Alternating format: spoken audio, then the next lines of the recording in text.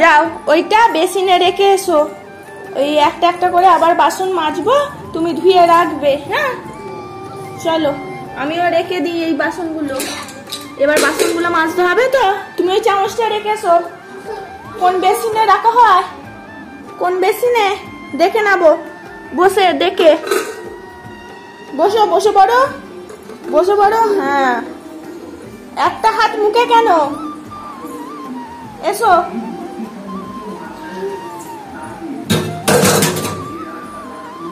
এই কি রে, দেখে নেবো, হাতটা সব সময় মুখে। যাও রেখে এসো, মাজবো তো। দেখেছো কত আমার কাজের মেয়ে, রেখে দাও। হ্যাঁ গুড গার্ল। এবার বাসনগুলো মাজবো তো, বাসন মাজবে। কি করছো এটা, কি করবে, আস্তে পড়ে যাওনি যেন ধারে, আস্তে আস্তে আস্তে। এই ধারটায় আছিস বলে আমার ভয় করে, এখানে নামিয়ে দিলাম। কি করবে ওতে, ওতে সব ওর ঠাম্মি সব কি বলবো গুপ্তধন গুলো রাখা আছে, আর ও ওটা পা দেয় না। কি কি বলো, ওটা কি করবে, তোমার ঠাম্মি দেখতে পেলে চাচাবে তো, ওইটা নামিয়েছো, বলবে ইন্দুলেখা, ও ইন্দুলেখা তুমি এটা নামিয়েছো কেন, বকে দেবে তো। হ্যাঁ ওটা ওটা রেখে দাও, ওটা তুলে রেখে দাও, যাও। দেখো মেয়ের কি কাণ্ড, তুলে রাখতে বললাম উঠে বসে পড়লো। ওটা ঢুকে যাবি না, ঢুকে যাবি না, তুলে রাখো, তুলে রাখো, ভেঙে যাবে, ওর উপর বসে না। হ্যাঁ ওটা টুল ভেবেছে ও, যেন তুলতে হচ্ছে না, কোথাও। এটা মাঝে মাঝে নামাবে, খেলবে, এর ভিতরে কি আছে খেলে আবার রেখে দেয়। আর আজকে আবার বসছিল, তাই না। চলো আমি বাসনগুলো নিয়ে যাচ্ছি, আমি বাসনটা নিয়ে যাচ্ছি, তুমি ওখানে দাঁড়াও, আমি যাচ্ছি। কোথায় গেল রে, কোথায় গেল রে, পিছু হাঁটছে কেন, এ আবার পিছু হাঁটে তো। হ্যাঁ পিছু হাঁটছে কেন,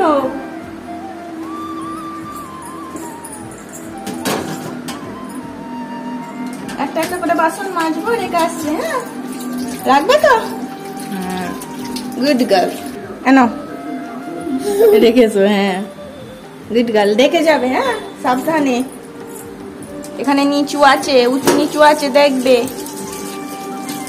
হ্যাঁ সামনের দিকে তাকাও, আমার দিকে তাকাতে হবে না, রেখে দাও ঝুড়িতে।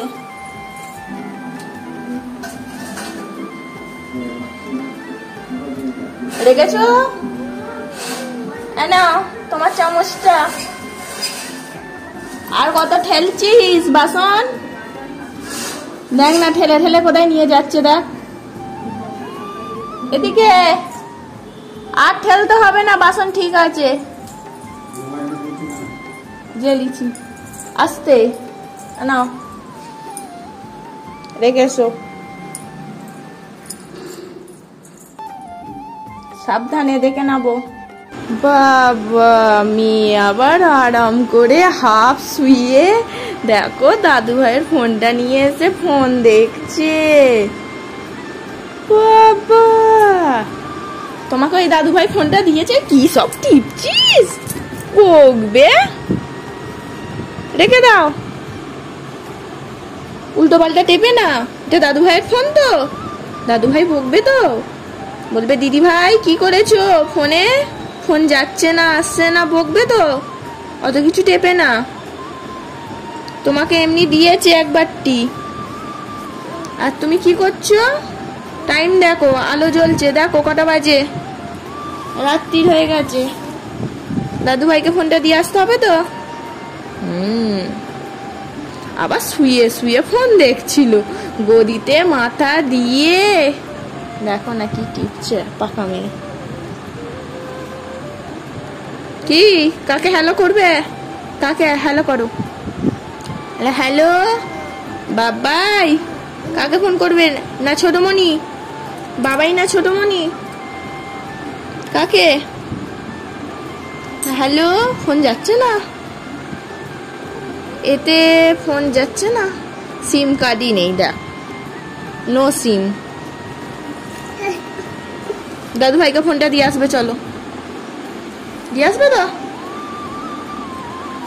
সেরকম তো আর আগের মতন কেউ কমেন্ট করে না। চলো আজকে একজন কমেন্ট করেছে, তার কমেন্টটা পড়ে নিই। ওর কমেন্টটা পড়তে খুব ভালো লাগলো, সেই জন্যই তোমাদের সাথে আরো শেয়ার করছি। ছোটদেরকে কখনো এইভাবে খাবার দেবেন না, খাবারগুলো গুঁড়ো করে দেবেন, যেমন চকলেট, নকুলদানা, দানা জাতীয় খাবার ইত্যাদি। সত্যি বলতে ওকে যদি গুঁড়ো করে দেওয়া হয় না, ও কিছুতেই খাবে না। এই জিনিসগুলো যতটা পারি না দেওয়াই চেষ্টা করি, কিন্তু ও যখন দেখে ফেলে তখন তো ওকে বাধ্য হয়ে দিতেই হয়, বায়না করে বলে। আজকেই দেখো না, যেরকম চকলেট রাখা ছিল ওর চোখে ঠিক পড়েছে, ও খাবে বলে ছিঁড়ে দিতে বললো, একটুখানি দিয়েছি ওকে। ওর তো বেশ কামড়ে খেতেই ভালো লাগছে। আর চকলেট যদি গুঁড়ো করে দিয়ে একদম তো বলবো কি গলে যাবে, কিছুই আর থাকবে না চকলেট জিনিস। আরো বলেছে, আর হ্যাঁ একটা জিনিস খেয়াল রাখবেন, আপনাদের বাড়ির সামনে রাস্তা আর পাশেই পুকুর, খুব সাবধানে খেয়াল রাখবেন সৃজির দিকে। সত্যি তাই, আমাদের বাড়ির সামনে রাস্তা, পিছনে পুকুর, সেই জন্য যতটুকু পারি ওকে চোখে চোখেই রাখি। ও বেশিরভাগ আমার সাথেই কাটায় দিনগুলো।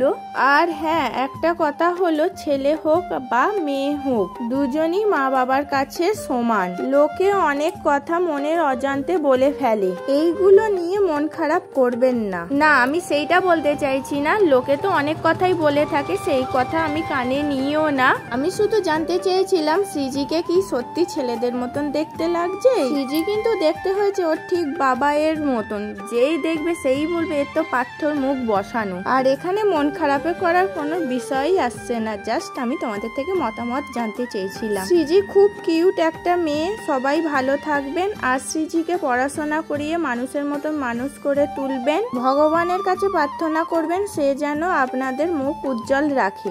ধন্যবাদ এত সুন্দর করে একটা কমেন্ট করার জন্য। অবশ্যই আমার মেয়ের জন্য ভগবানের কাছে প্রার্থনা জানাবো।